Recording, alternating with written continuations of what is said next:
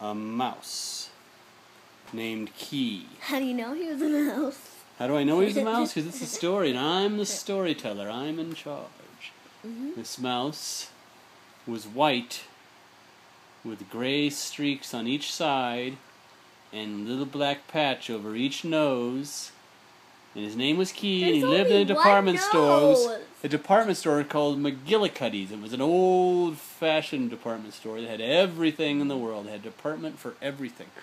And one day he heard there was an exterminator coming.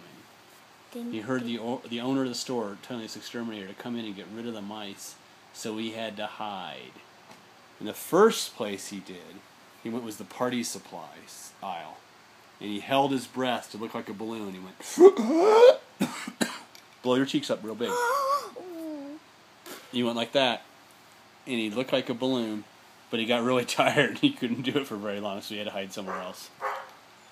And then, so he thought, where else can I hide? He went to the cafeteria, and he climbed up under the table, because he was trying to look for a place to hide. And there were these ugly, sticky wads of gum where people had stuck their gum under the table because gross people do that. And he stuck his tail into that and just hung there for a little while he thought of other places to hide. But it was pretty gross. His tail was sticky for pretty much the rest of his life. And then he covered himself in glitter from the art department and ran over to the jewelry department and disguised himself as a brooch, which is like a piece of jewelry, like a pin. And he hid there in the jewelry case, like he all curled up, like he was a piece of jewelry all covered in glitter. But then he sneezed, and all the jewelry, all the glitter went flying everywhere, and he had to find a new place to hide. So he went to the book section. Now it was a whole book section, had big, tall wooden bookcases, and he saw a book called A Guide to Mice. And he saw it, and he had this idea. As soon as he saw it, he ran up onto the shelf and stood in front of the book, perfectly still, so he looked like the picture of the mouse on the cover. And he stood there forever. But then you know what happened? He sneezed again. Everybody could tell he wasn't a real mouse. And then the exterminator left. Finally. He just gave up. He said, there's no mice here, because he couldn't find Key. But There's a balloon that looks kind of like a mouse. I saw some jewelry that looked like a mouse. I was pretty suspicious of this, book. Software. When did they come out with 3D book covers? But he gave up and left. But Key saw the owner of the store, the owner of McGillicuddy's, Thurston McGillicuddy IV, telling the workers the store would close if they couldn't find the envelopes with a whole year's worth of receipts, because they didn't know who paid. Well, that all depends on when you tell the story. This time he just saw the owner telling the workers that. So he went through a stack. Key started looking. He says, I got to find those receipts. He went through a stack of sample invitations in the wedding section. He went through all these different samples of all this. Please be invited to the wedding of Mr. Joe Schmo and Mrs. Joe Schmo. And he went to all these different wedding invitations, but he couldn't find it. But when he was done, he sniffed his paws, and they smelled like lilacs, because all those invitations have all kinds of weird perfume and stuff on them. And then he was afraid to check the room under the escalator, because he saw the escalator, he always saw those steps going down, down, down, down, down, and he thought the room underneath it was just filled with steps. And he thought it would be scary, all those steps clattering all over the place. He's just a mouse. If he goes on an elevator, he can't even get off. He was the escalator. He was afraid to take the escalator, so he went to take the elevator. He wanted to look on the top floor, but he was a mouse. He couldn't reach the buttons. He kept jumping up, and he made it about 5 inches off the ground. And you know how high the elevator buttons are, like a good 3 feet off the ground. He jumped, he jumped, he jumped. He couldn't make it, so he had to crawl up the stairs. So then he searched the makeup case. He went to the place where they keep all the cosmetics counter, as they call it. And he looked through all the stuff, looking through for the receipts, and he couldn't find it. But then after he was done, his whiskers were full and bushy. And then he decided, he went to the bedding department. That's where they keep the blankets and the sheets and everything. And he looked through all the pillows. It sounds like the wedding department. No, it's the bedding department. He looked through all the pillows in the bedding department.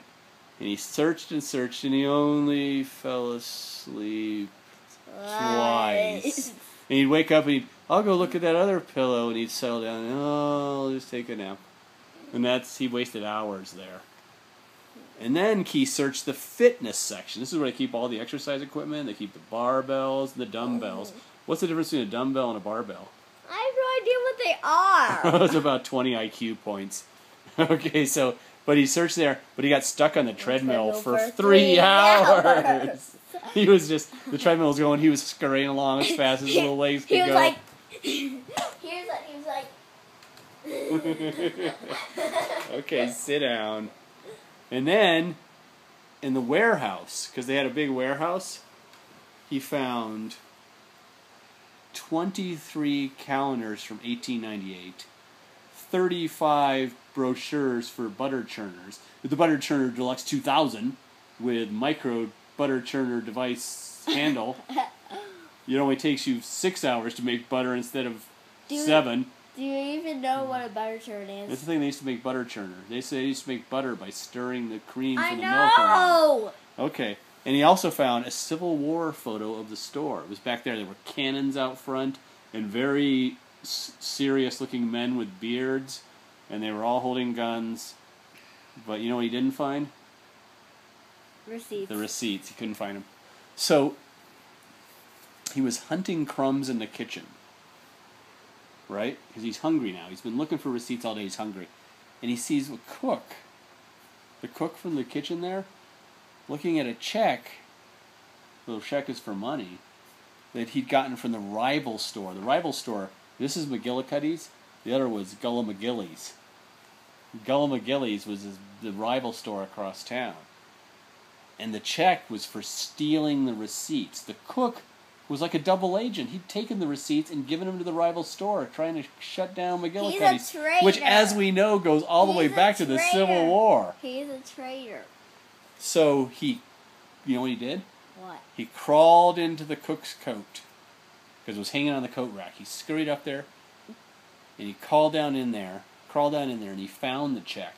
He tugged it out with his teeth, and scurried down the coat rack again. He slipped for a minute and just fell on his bottom and skid across the floor. But he tugged that check as fast as he could to the owner's desk. And he pulled it on the owner's desk, and he ran away before the owner could see him, because he didn't want the owner calling the exterminator again. So the owner came back into the office, looked down, she saw the check, and she called the police. And the cook got thrown in jail. You know who else got thrown in jail? The owner of the rival store. So all of a sudden McGillicuddy's was like the main store in town, and they were in good business forever, and Key had a place to live forever. And according to you, what did they make him, Key? The store detective. That's right. And